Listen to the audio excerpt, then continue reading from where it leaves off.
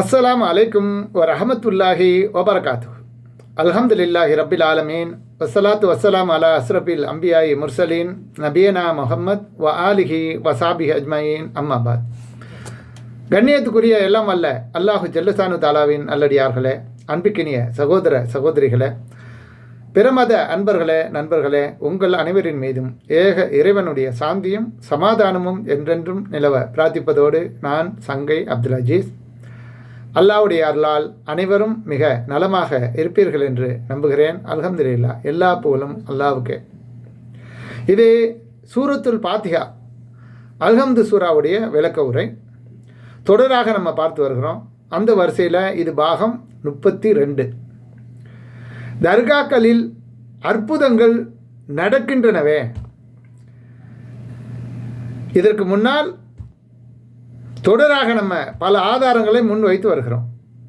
இறந்தவர்களுக்கு எந்த சக்தியும் இல்லை, மரணித்தவர்கள் மண்ணோடு மண்ணாக ஆகிவிட்டார்கள், அல்லாஹ் ஒருவனுக்கு மட்டும்தான் அனைத்து சக்திகளும் இருக்கு, அவன்தான் என்றென்றும் நிலைத்திருக்கக்கூடிய நித்திய ஜீவன் என்றெல்லாம் நம்ம பலவிதமான ஆதாரங்களை எடுத்து சொன்னாலும் கூட இறுதியாக எங்கே வந்து நிற்கிறாங்கன்னா, தர்காக்களில் அற்புதம் நடக்குதே, அது எப்படி, அதற்கான பதில் என்னன்னு கேட்குறாங்க. இதற்கு முந்தைய காணொலிகளில் பல விளக்கங்களை தந்திருக்கோம். அதோடைய தொடராக இப்போது அதை தொடருவோம் சார்லா. கவனமாக மட்டும் என்ன சொல்லக்கூடிய ஆதாரங்களை கவனத்தில் கொண்டு சிந்தித்து பாருங்கள் சார்லா. வாங்க காணொலிக்குள்ளே போவோம். அதாவது, உயிரோடு இருக்கும்போதே நினைத்த அற்புதங்களை யாரும் நிகழ்த்த முடியாது என்றால், இறந்த பின்னால் அவர்களால் அறவே எந்த செயல்பாடுகளும் அவர்களிடம் கிடையாது. முடிஞ்சு போச்சு, அடக்கம் பண்ணிட்டோம், அவர்கள் மண்ணோடு மண்ணாகி விட்டார்கள். அப்படியானால் தர்காக்களில் அற்புதங்கள் நடக்கின்றனவே, இதை நாங்கள் பார்த்து கொண்டு இருக்கிறோமே என்ற வாதத்துக்கு பதில் என்ன என்றும் கேட்கிறார்கள். அற்புதங்கள் நடக்கட்டுமே, அதனால் அவர்களிடம் பிரார்த்திக்கலாம் என்று ஆகிவிடுமா? நம்மளுடைய கேள்வி என்னன்னா, அற்புதங்கள் நடப்பதாகவே வைத்துக்கொள்வோம், அதனால் அவங்கள்ட்ட பெரிய பிரார்த்தனை அவர்களிடம் சென்று பிரார்த்தனை செய்யலாம் என்று ஆகிவிடுமா? அது சிந்தித்து பார்க்கணுமா இல்லையா? சாமுரியும் தான் அற்புதம் நிகழ்த்தினான். மூசா அலைஹிஸ்ஸலாம் அவர்களுடைய காலத்தில் சாமுரி என்பவனும் அற்புதம் நிகழ்த்தி காட்டினான். அற்புதத்தை பார்த்து தான் அந்த மக்கள் ஈமான் கொண்டார்கள், தங்களுடைய ஈமானை பறி கொடுத்தார்கள். நாளை இன்ஷா அல்லாஹ், நாளை தஜ்ஜால் வந்து அற்புதங்கள் நிகழ்த்தி காட்டும் போது அவனிடம் துவா செய்வார்களா? துவா செய்யலாம் என்று தான் கூறுவார்களா என்பதை நம்ம சிந்திச்சு பார்க்கணுமா இல்லையா? அற்புதங்கள் நிகழட்டும், நிகழாமலே போகட்டும், அதற்காக அல்லாஹ்வை தவிர மற்றவர்களிடம் பிரார்த்திப்பது கூடும் என்று ஆகிவிடாது. கூடாது என்பதற்கு எண்ணற்ற சான்றுகள் மார்க்கத்தில் இருக்கின்றன. அப்போ அல்லாஹ்வும் ரசூலும் எதை சொன்னார்களோ அதை நம்பிய முஸ்லீம்களாக நீங்கள் இருக்கிறீர்களா, இல்லை அறவே மார்க்க அறிவில்லாத மூடர்கள் சொல்லை போயிட்டு நீங்கள் அல்லாஹ்வையும் ரசூலையும் நிராகரிக்கப் போகிறீர்களா என்பதை தான் நாம் சிந்தித்து பார்க்கணும். அல்லாஹ் நம்மை சோதிக்கிறான் என்று கருதி சோதனையில் வெற்றி பெறுவது தான் உண்மையான முஸ்லீம்களில் லட்சியமாக இருக்க வேண்டுமே தவிர, அற்புதங்கள் தர்காக்கள் நடக்கின்றன என்று கூறி அதில் நாம் நம்பக்கூடியவர்களாக ஆயிடக்கூடாது. அது சுத்தமாக உண்மையே இல்லை, பொய், பித்தலாட்டம், எல்லாம் செட்டப் செய்யப்பட்ட டிராமா. அற்புதங்கள் நிகழ்வதாக பரப்பப்படும் வதந்திகள் தான் அத்தகைய எண்ணத்தை மக்களிடத்தில் ஏற்படுத்தி இருக்கிறது என்பதை தெளிவாக நீங்கள் புரிந்து கொள்ள வேண்டும். ஒரு தர்காவுக்கு 1000 பேர் சென்று பிரார்த்தித்து அதிகமான செல்வத்தை வேண்டுகிறார்கள் என்று வைத்துக் கொள்ளுங்கள். அவர்களில் ஒருவர் அல்லது இருவர் சில நாட்களில் செல்வந்தராக ஆகிவிடக்கூடும், அல்லாஹ் நாடினார். பாக்கி இருக்கிற 1998 பேர் அப்படி ஆகலையே. சிந்திக்கணுமா வேணாமா? அது ஏன் என்று சிந்தித்து பார்க்க ஏன் தவறிவிட்டீர்கள்? இதை தான் சிந்திக்க அவர்கள் மறுக்கிறார்கள். 2 பேர் 998 பேருக்கும் சேர்ந்து பிரச்சாரம் செய்கின்றார்கள். ஆனால் காரியம் கைகூடாத 998 பேர் வாயே திறப்பதில்லை. அந்த 2 பேர் மட்டும் ஆஹா ஓஹோன்னு அதற்காக பிரச்சாரம் செய்வார்கள். இதை சிந்திச்சு பார்க்கணுமா இல்லையா? இப்படியெல்லாம் ஒரு மகானா என்று கூறிவிட்டால்,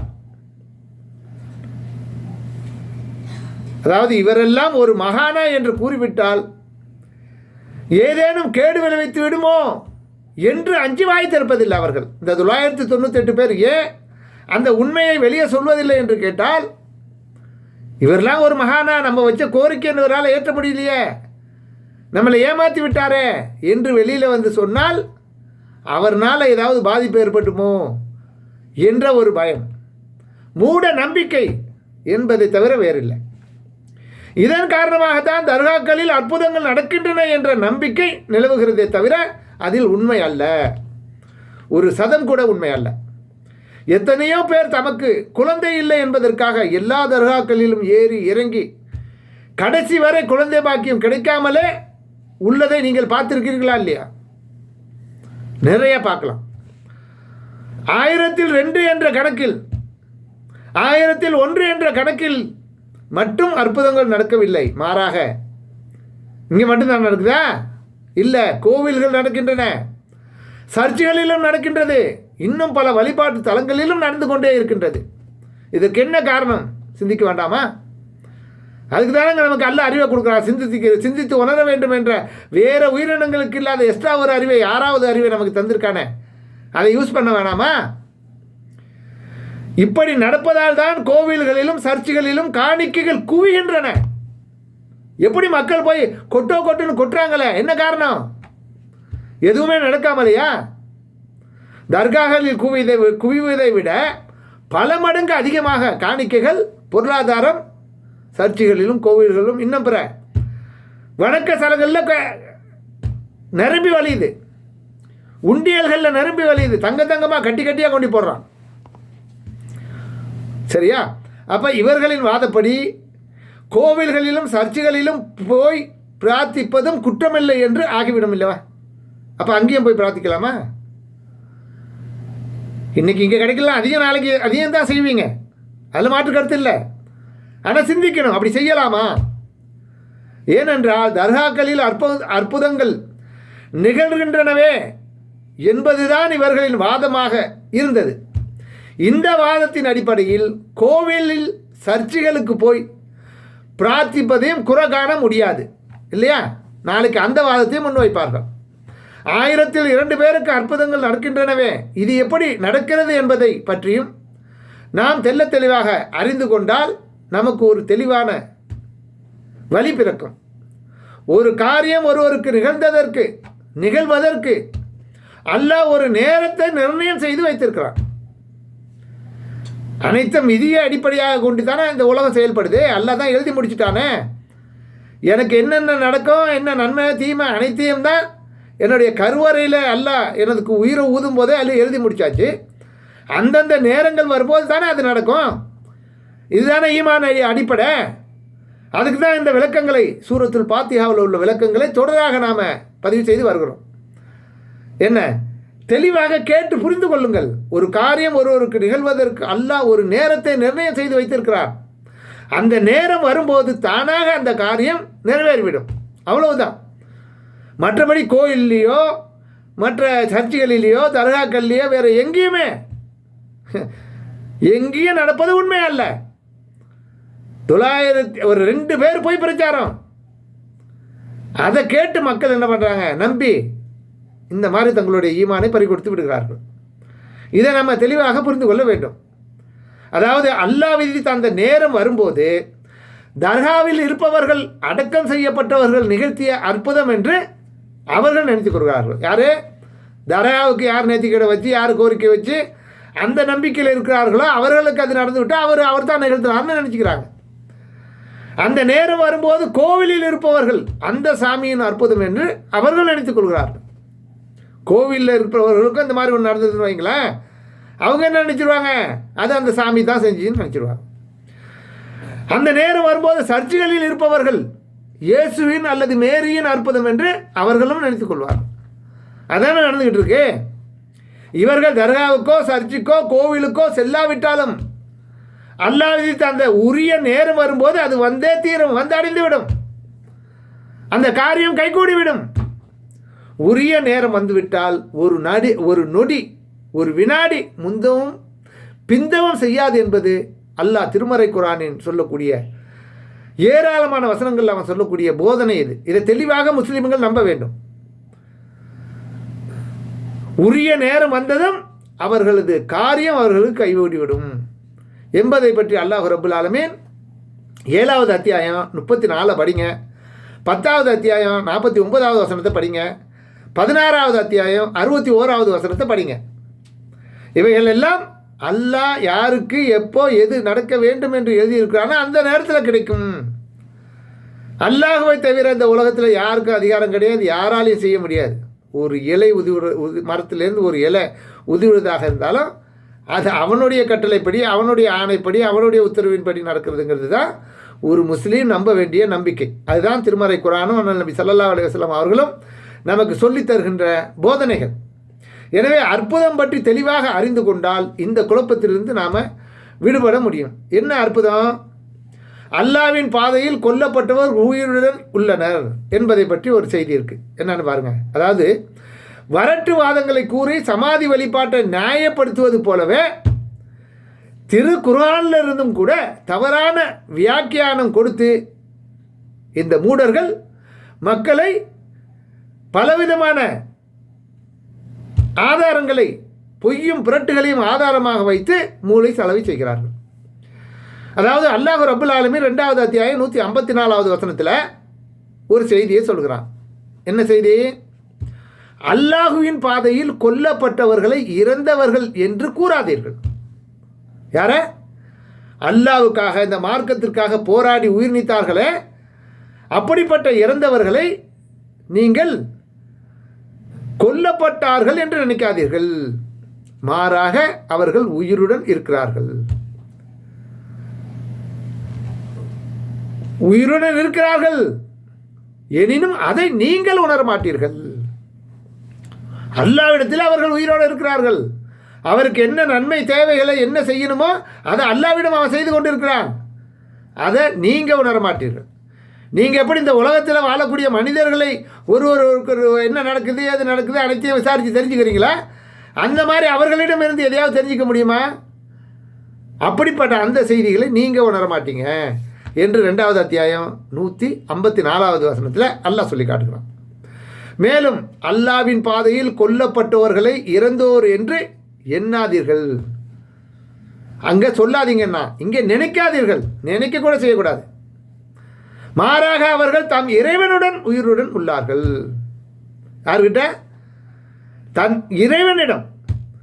யார் அவர்களை படைத்தாவோ, யார் அவருக்கு மரணத்தை ஏற்படுத்தினாவோ, யார் அவனுடைய ரூகை கைப்பற்றினானோ அவன் இடத்திலே உயிரோடு இருக்கிறார்கள்.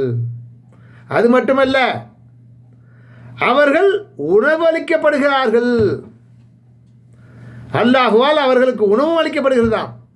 இதை நீங்கள் 3வது அத்தியாயம் 169வது வசனத்தில் பார்க்கலாம்.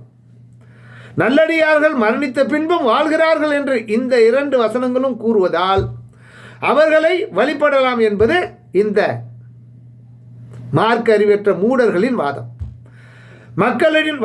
மக்களுடைய வயிற்றில் அடித்து அவர்களுடைய பொருளாதாரத்தை சுரண்டி உழைக்காமல் தின்கக்கூடியவர்களுடைய வழிகள் இதெல்லாம்.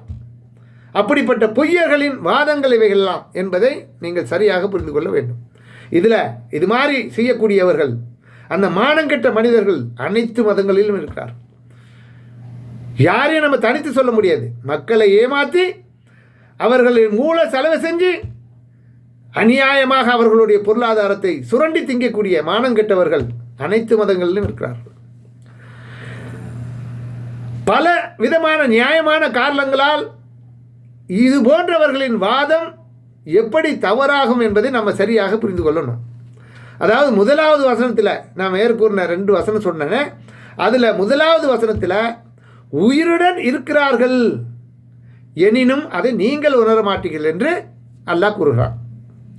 அவர்கள் உயிருடன் இருக்கிறார்கள் என்றால் நீங்கள் தெரிந்து வைத்துள்ள அந்த அர்த்தத்தில் அல்ல, வேற எப்படி? இதை நீங்கள் உணர முடியாது என்று இங்கே அல்லாஹ் ரப்புல் ஆலமீன் நமக்கு தெளிவுபடுத்துகிறார். மேலும் நாம் உணர்ந்து கொள்ள இயலாத வேறொரு விதமான வாழ்க்கையை அவர்கள் வாழ்ந்து கொண்டிருக்கிறார்கள் என்பது அதனுடைய அர்த்தம். சரிதானே? அடுத்து 2வது வசனத்தில் அல்லாஹ் என்ன சொல்றான்? தங்கள் இறைவனிடம் அவர்கள் உயிருடன் உள்ளார்கள். அடுத்து கூறிய 2வது வசனத்தில் அவர்களுடைய இறைவனிடத்திலே அவர்கள் உயிரோடு இருக்கிறார்கள். நம்மை பொறுத்தவரை அவர்கள் மரணித்து விட்டாலும் இறைவனிடம் அவர்கள் வாழ்ந்து கொண்டிருக்கிறார்கள். அதான் அவர்கள் அதோடைய பொருள். நாம் பேசுவதை கேட்கவோ அதற்கு அவர்களால் பதிலளிக்கவோ முடியாது. நமக்கு தெரியாத இன்னொரு வாழ்க்கையை அவர்கள் வாழ்வதாகத்தான் இந்த 2 வசனங்களும் கூறுகின்றனவே தவிர இந்த மூடர்கள் நினைக்கின்ற அர்த்தத்தில் வாழ்கிறார்கள் என்று அல்லாஹ் கூறவில்லை. அடுத்து இந்த வசனம் பற்றி நபிகள் நாயகம் ஸல்லல்லாஹு அலைஹி வஸல்லம் அவர்கள் சொன்ன விளக்கத்தையும் இவர்கள் இந்த மார்க்க அறிவற்ற மூடர்கள் கவனிக்க தவறிவிட்டார்கள். என்ன? இந்த வசனம் பற்றி நாங்கள் நபிகள் நாயகம் ஸல்லல்லாஹு அலைஹி வஸல்லம் அவர்களிடம் கேட்டோம். நபித்தோழர்கள் சொல்கிறாங்க, சஹாபாக்கள், இந்த வசனம் பற்றிய விளக்கத்தை நாங்கள் அல்லாஹ்வின் தூதரிடத்திலே விளக்கம் கேட்டோம். அதற்கு நபிகள் நாயகம் ஸல்லல்லாஹு அலைஹி வஸல்லம் அவர்கள் அவர்களின் உயிர்கள் பச்சை நிறத்து பறவை கூட்டுக்குள்ளிலிருந்து சுவர்க்கத்தில் விரும்பியவாறு சுற்றி திரிகின்றன என்று விளக்கம் அளித்தார்கள். இப்படி அவர்களுடைய ரூகை கைப்பற்றி கொண்டு போய் 2 பச்சை கிளி வச்சுக்கோங்க, அந்த பச்சை நிற பறவைக்குள்ளார இந்த உயிரை அந்த பறவைக்குள்ளே அல்லாஹ் விட்டுறான். அந்த உயிர் பறவை ரூபத்தில் உயிரோடு இருக்குது. எங்கே இருக்கு?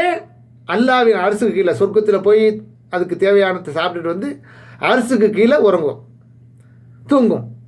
இப்படி அவர்கள் உயிரோடு இருக்கிறார்கள் என்று இப்னு மஸ்ஊத் ரலியல்லாஹு அன்ஹு அவர்கள் அறிவிக்கக்கூடிய செய்தி முஸ்லீமில் 3500வது ஹதீஸாக இடம்பெற்றிருக்கு. உயிருடன் உள்ளனர் என்பதன் பொருள் சொர்க்கத்து வாழ்வுதான் என்று நபிகள் நாயகம் ஸல்லல்லாஹு அலைஹி வஸல்லம் அவர்கள் விளக்கிய பின்பும் அதற்கு மாற்றமாக இவர்கள் தரும் விளக்கம் சுத்தமாக நிராகரிக்கப்பட வேண்டிய விளக்கம் என்பதை நாம் புரிந்து கொள்ள வேண்டும். இந்த நிலையில் கூட எல்லா நல்லடியார்களுக்கும் பொதுவானதன்று. இது எல்லா நல்லடியார்களுக்கும் பொதுவானது இல்லை. அல்லாஹ்வின் பாதையில் போரிட்டு கொல்லப்பட்டவர்களுக்கு மட்டுமே உரிய ஒரு காரியம். மற்ற நல்லடியார்களுக்கு இந்த நிலைமை இல்லை என்பதையும் சேர்த்து புரிந்து கொள்ள வேண்டும். அல்லாஹ்வின் பாதையில் அல்லாஹ்வுக்காக போரிட்டு கொல்லப்பட்டார்களே அவர்களுடைய நிலை மட்டும்தான் இது. ஒரு நல்லடியார் கபரில் அடக்கம் செய்யப்பட்டவுடன் கேள்விகள் கேட்கப்படும். அவர்கள் சரியாக பதில் கூறுவார். அதன் பின்னர் புது மன மகனைப் போல் நீ உறங்கு, அல்லாஹ் உன் உறக்கத்திலிருந்து உன்னை திருப்பி எழுப்பும் வரை நீ உறங்கு என்று கூறப்படும் என்று அல்லாஹ்வின் தூதர் ஸல்லல்லாஹு அலைஹி வஸல்லம் அவர்கள் கூறிய செய்தி திருமதியில் 991வது ஹதீஸாக இடம்பெற்றிருக்கு. இது நீண்ட ஹதீஸ், சுருக்கமாக இதில் நம்ம சொல்லியிருக்கிறோம். மேலும் உயிருடன் இருந்தாலும் கூட கியாம நாள் வரை எழாமல் உறங்கிக் கொண்டே இருப்பவர்களை அழைப்பது என்ன நியாயம், என்ன பிரயோஜனம், அது எப்படி அவர்களுக்கு பயன் தரும் என்று சிந்திக்கணுமா இல்லையா? இந்த காரணத்தினாலும் இவர்களின் வாதம் அடிபட்டு போகிறது இல்லையா? இதையெல்லாம் கூட விட்டு விடுவோம். அவர்களின் வாதப்படி அவர்கள் நினைக்கின்ற விதமாகவே உயிருடன் இருப்பதாக வைத்துக்கொள்ளுமே. அவங்க நினைக்கிறபடியே அவங்க உயிரோடு இருக்கிறாங்கன்னு வச்சுக்கோமே. உயிருடன் இருப்பது மட்டும் பிரார்த்தனை செய்வதற்குரிய தகுதியை தந்து விடுமா? எவ்வளோ மனிதர்கள் உயிரோடு இருக்காங்க, எல்லாத்தையும் போய் கேட்க வேண்டியதானே? அப்படி இல்லையே, எல்லாத்தையும் போய் கேட்குறாங்க இல்லை. அந்த தகுதியை அது தந்து விடாதுங்கிறது அவங்களும் தான் விளங்கி வச்சுருக்காங்க. ஒருவர் உயிரோடு இருக்கிறார் என்பதற்காக அவரிடம் போய் பிள்ளையை கேட்க முடியுமா, மலையை கேட்க முடியுமா? உயிரோடு இருப்பதால் பிரார்த்திக்கிறோம் என்றால் பிரார்த்திப்பவர்களும் உயிருடன் தானே உள்ளார்கள். ஈசா நபி உண்மையாகவே உயிருடன் உள்ளனர்கள், மலக்குகள் உயிருடன் உள்ளார்கள். ஈசா நபியை பிரார்த்திப்பவர்களை காபீர்கள், இஸ்லாத்தை ஏற்காதவர்கள் என்று நாமே கூறுகிறோம். தங்கள் செயலை எப்படி நியாயப்படுத்த முடியும்? அப்படி அவர்களையே நம்ம என்ன தப்பாக சொல்கிறோமே, அப்போ நாம் செய்யக்கூடிய இந்த செயலை பற்றி நம்ம யோசிக்க வேண்டாமா? என்ன செய்யணும் நம்ம? அவர்களுக்கு செய்யக்கூடிய அந்த காரியம் தவறு என்று விளங்கக்கூடிய மக்களுக்கு இவர்கள் செய்யக்கூடிய காரியம் ஏன் தவறுன்னு விளங்கலை? ஏன்? சைத்தான் அப்படி முடிச்சு போட்டுட்டான் இல்லையா? அல்லாஹ் முத்திரை குத்தி விட்டான். பார்வைகளுக்கு திரையை போட்டுட்டான், செவி புலன்களுக்கு முத்திரையை கூட்டிட்டான், சிந்திக்கிற எல்லாத்துக்கும் எல்லாம் அதான் அதோடைய அடிப்படை. எனவே சைத்தானை தூரை விரட்டிவிட்டு அந்த உறக்கத்திலிருந்து எழுந்து வாருங்கள் மக்களே, அல்லாஹ்வை அஞ்சுங்கள். இதனாலும் இவர்களின் வாதம் மேலும் பலகீனம் அடைந்து போகிறது. இன்னும் நாம் இதில் ஆழமாக இறங்கினால், அதாவது இன்னும் அதிகமான ஆழமாக இறங்கி சிந்தித்தோமையானால் சமாதி வழிபாட்டையும் சமாதிகளையும் தரைமட்டுமாக்கும் வரை ஏராளமான சான்றுகள் அல்லாஹ்வுடைய வேதத்திலும் அல்லாஹ்வுடைய தூதருடைய பொன்மொழிகளிலும் என்ன நிறைய நம்ம காணலாம். அவைகள் அனைத்துமே ஈயாக்க நாபுதுவின் விளக்கம்தான். ஈயாக்க நாபுதுவின் விளக்கத்தை தான் தொடராக நம்ம பார்த்து வருகிறோம். மேற்கூறப்பட்ட அனைத்து விஷயங்களும் அந்த ஈயாக்க நாபுதுவின் விளக்கங்கள் தான் என்பதை சரியாக நம்ம புரிந்து கொள்ள வேண்டும். இன்னும் ஏராளமான செய்திகள் இருக்கு. இன்ஷா அல்லாஹ் அடுத்தடுத்து தொடராக நம்ம தொடருவோம். தவறாமல் அனைத்து காணொலிகளையும் பார்த்து சிந்தித்து செயல்பட வேண்டும் என்று அன்போடு கேட்டுக்கொள்கிறேன். மறக்காமல் லைக் பண்ணுங்கள், ஷேர் பண்ணுங்கள், நீங்கள் சார்ந்து இருக்கிற குடும்பங்களுக்கு கொண்டு செல்லுங்கள். நன்றி. தேங்க்ஸ் ஃபார் வாட்சிங். ஜஸாக்கல்லாஹ் ஹைரா.